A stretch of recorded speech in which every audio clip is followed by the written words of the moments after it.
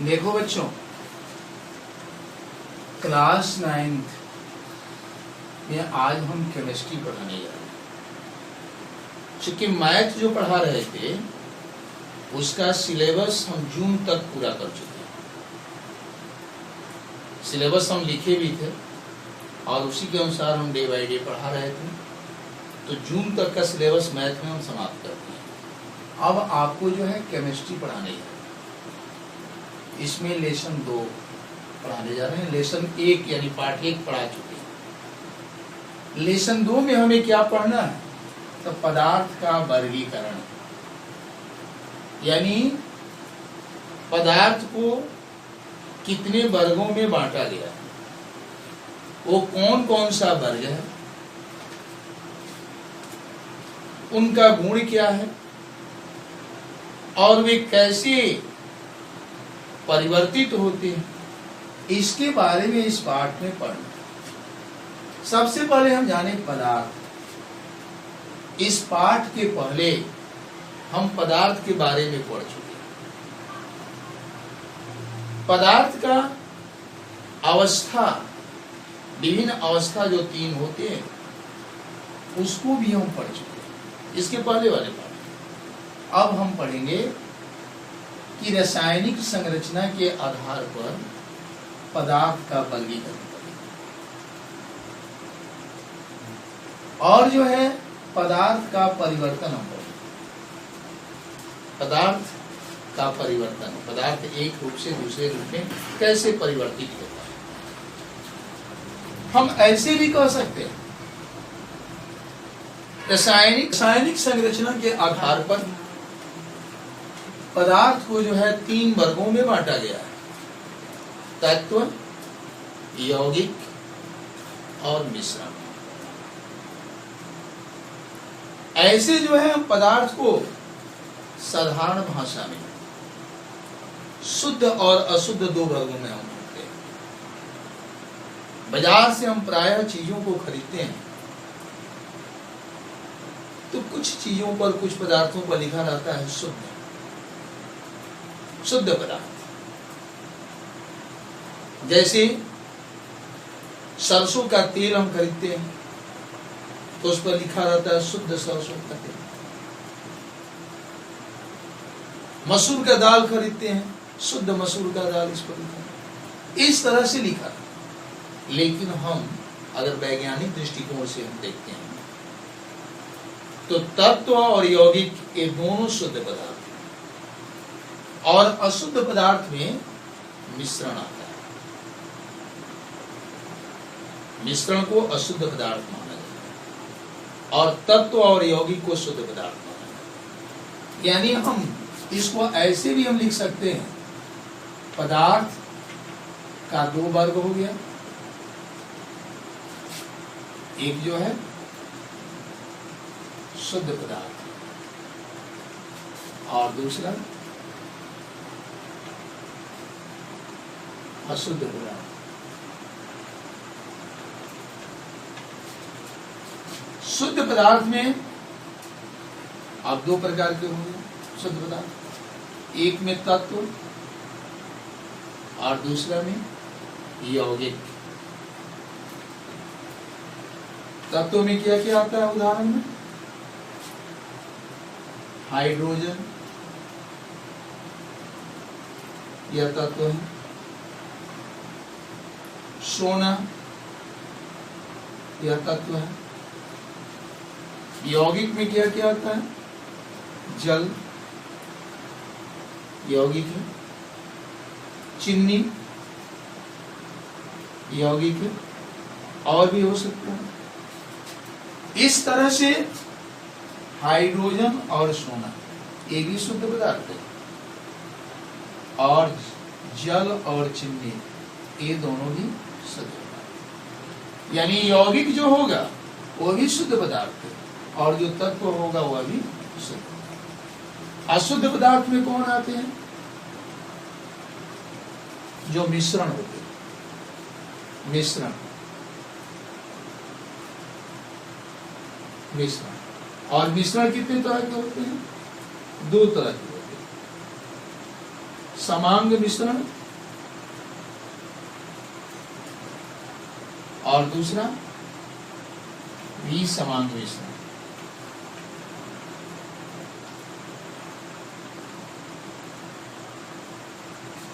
समांग मिश्रण में कौन आता है? जैसे चीनी तथा जल का मिश्रण,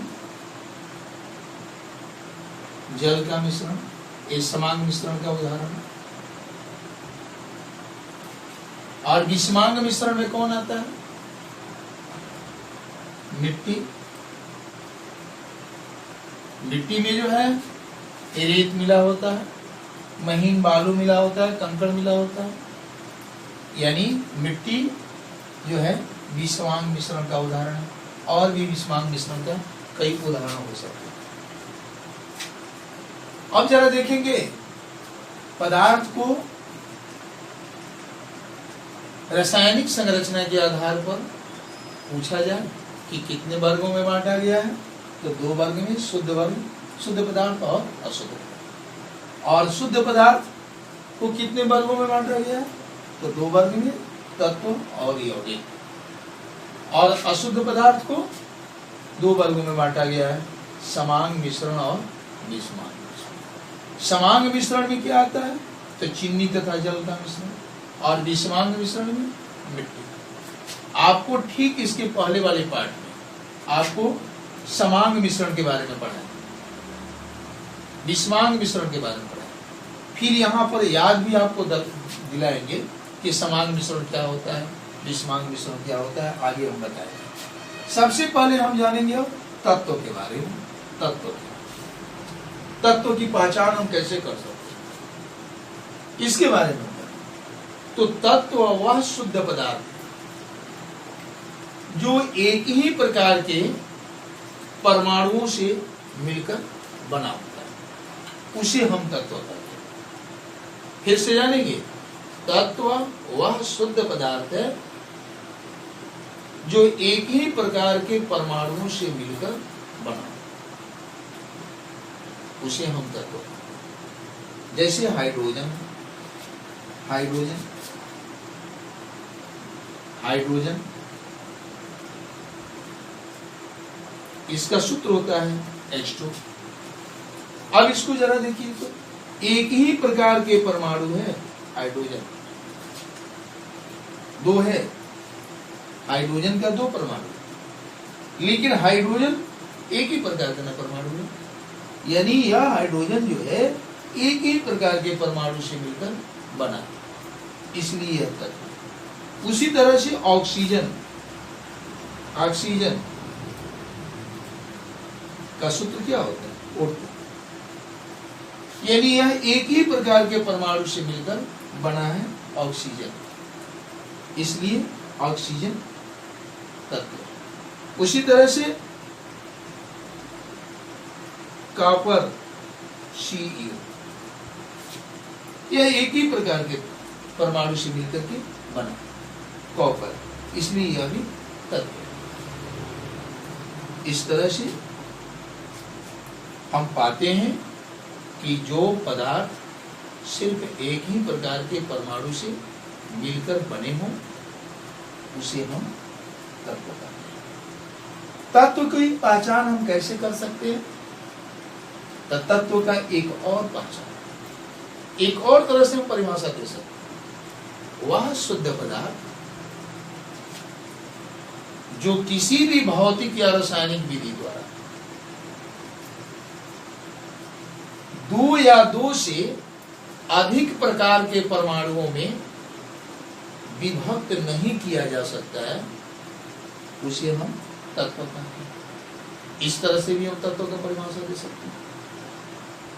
वह शुद्ध पदार्थ जो किसी भौतिक या रासायनिक विधि द्वारा 2 या 2 से अधिक परमाणुओं में, 2 या 2 से अधिक प्रकार के परमाणुओं में विभाजित नहीं किया जा सकता, उसको नहीं बांटा जा सकता है, परिवर्तित नहीं किया जा सकता है, उसे हम तत्व कहते हैं। जैसे हाइड्रोजन को अगर हम विभक्त करते हैं, विभाजित करते हैं, तो H+H होगा, एक ही प्रकार के परमाणु है दोनों, अलग अलग प्रकार के परमाणु नहीं, इसलिए यह हाइड्रोजन तत्व है। अगर दो या दो से अधिक प्रकार के परमाणुओं में हम बांटते तब हम कह सकते थे कि यह तत्व नहीं। उसी तरह से ऑक्सीजन को देखिए, इन दोनों परमाणुओं को अगर हम तोड़ते हैं, अलग करते हैं, इस अणु को, यहाँ एक छुपा हुआ है, इसका मतलब है कि ऑक्सीजन का एक अणु, इस अणु को अगर हम तोड़ते हैं तो इसका दोनों परमाणु अलग अलग हो जाएगा। तो इसमें हम क्या देख रहे हैं, एक ही प्रकार के परमाणु ऑक्सीजन और एक ही प्रकार के परमाणु ऑक्सीजन, यानी दोनों परमाणु तो एक ही प्रकार, इसलिए यह क्या है, तत्व। इस तरह से हम इस नतीजा पर पहुंचते हैं कि तत्व में क्या गुण होता है। तो तत्व में यह गुण है कि भौतिक या रासायनिक किसी भी विधि द्वारा दो प्रकार के परमाणुओं में या दो से अधिक प्रकार के परमाणुओं में उसे विभक्त नहीं किया जा सकता, उसे बांटा नहीं जा सकता। अब देखिए, ये तत्व जो है दो तरह के होते हैं, इन्हें दो वर्गों में बांटा गया है। तत्व को दो वर्गों में बांटा गया है।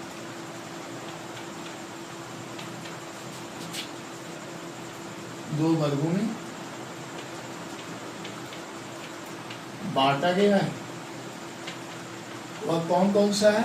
एक नंबर में धातु और दूसरा नंबर में अधातु। धातु और अधातु के अलावा एक और वर्ग भी आता है, उपधातु।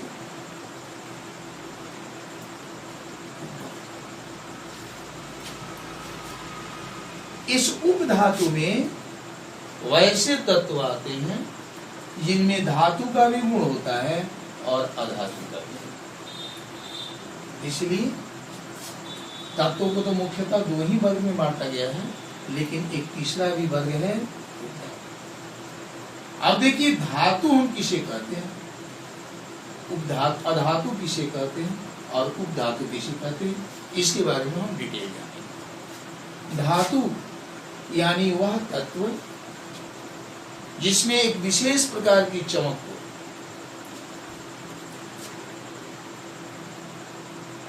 और क्या हो, और क्या गुण होता है धातु में, तो वह ऊष्मा और विद्युत दोनों का सुचालक है। और क्या गुण होता है धातु में,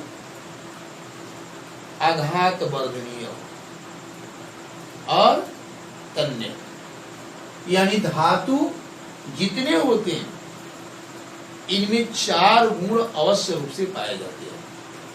उनमें एक प्रकार की चमक होगी, विशेष प्रकार की चमक होगी, जिसको धात्विक चमक कहा जाता है। जैसे सोना है, धातु है, उसमें विशेष प्रकार की चमक होती है और चमक के लिए ही उससे गहना बनाया जाता है जो काफी मूल्यवान होता है। चांदी है, यह भी तत्व है और धातु है, इसमें एक विशेष प्रकार की चमक होती है। लोहा है, लोहा से बहुत सारे हथियार बनाए जाते हैं, सब में चमक पाया जाता है। ये सभी जो है धातु है। इस तरह से धातु जितने होते हैं उनमें से अधिकांश में यह गुण पाया जाता है, वह विशेष प्रकार के चमक होते हैं। दूसरा, धातु जो होते हैं निश्चित तौर पर ऊष्मा और विद्युत के सुचालक होते हैं। जैसे एल्युमिनियम है, यह विद्युत का सुचालक होता है, ऊष्मा का भी सुचालक है, इसलिए इसका उपयोग बिजली के तार में किया जाता है। बिजली के तार बनाया जाता है, उससे ऊष्मा का उससे जो है विद्युत का स्थानांतरण होता है, इलेक्ट्रॉनों का प्रवाह होता है। एल्युमिनियम का बर्तन बनाया जाता है, उस बर्तन से ऊष्मा का स्थानांतरण होता है, इसलिए एल्युमिनियम का बर्तन बनाया जाता है। धातु का बर्तन बनाया जाता है। इस तरह से धातु विद्युत और ऊष्मा दोनों का सुचालक होते हैं। तीसरा, धातु में तन्यता का गुण पाया जाता है। तन्यता का मतलब क्या होता है? धातु तन्य होते हैं। तन्य का मतलब क्या होता है? उनसे पतले से पतले तार बनाए जा सकते हैं। तन्य का मतलब यही होता है। यह गुण अधातु में नहीं पाया जाता, लेकिन धातु में पाया जाता। और चौथा, धातु जितने होते हैं आघात वर्धनीय होते हैं। आघात वर्धनीय का मतलब क्या होता है? आघात करने पर, उनको पीटने पर। आघात का मतलब क्या होता है? पीटने पर, यानी उनको पीटने पर जो है उनके आकार में परिवर्तन होता है, उनके आकार में वृद्धि होता है। जैसे एक लोहे को टुकड़ा को लेकर के हम पीट करके उसे पत्थर बना सकते हैं। उसी तरह से सोना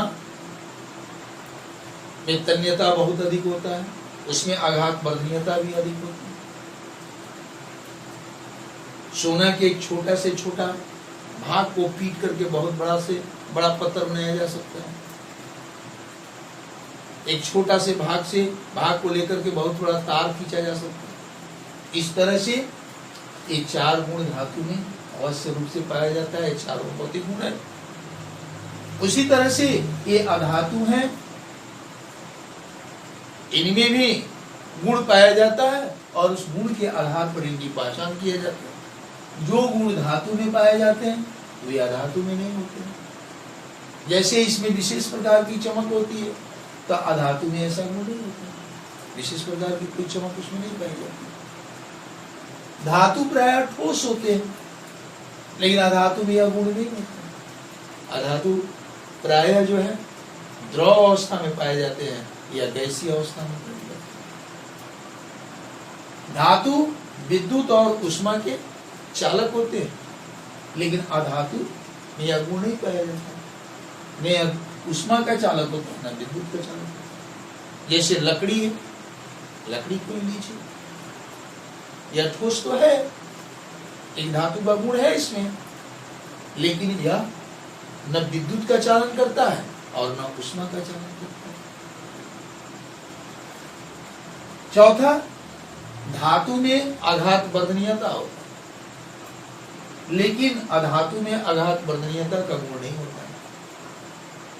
अधातु को हम पीटते हैं तो वह चूर्ण चूर्ण हो जाएगा, लेकिन उसके आकार में वृद्धि नहीं हो सकती। जैसे एक लकड़ी के चूर्ण को हम लकड़ी के टुकड़ा को ले और हथौड़ा से पीट करके हम चाहे उसका पत्थर बना देने के लिए नहीं बन सकते। फिर धातु में हम ये गुण पाते हैं कि धातु तन्य होते हैं, लेकिन अधातु में यह गुण नहीं पाएंगे। जैसे लकड़ी से हम चाहे पतला तार खींचने के लिए, तार बनाने के लिए, यह संभव नहीं। इस तरह से जो जो गुण धातु में पाए जाते हैं वह गुण अधातु में नहीं पाए। अब रही बात उपधातु की, तो धातु और अधातु, कुछ गुण धातु का और कुछ गुण अधातु का मिश्रित होकर के उपधातु में पाए जाते हैं। इसलिए वैसे तत्व जिनमें धातु और अधातु दोनों के गुण जो है मिले हुए हों, दोनों का गुण जिसमें वर्तमान हो, विद्यमान हो, उसे हम उपधातु कहते हैं। चलिए इसी के साथ धन्यवाद, अगले दिन।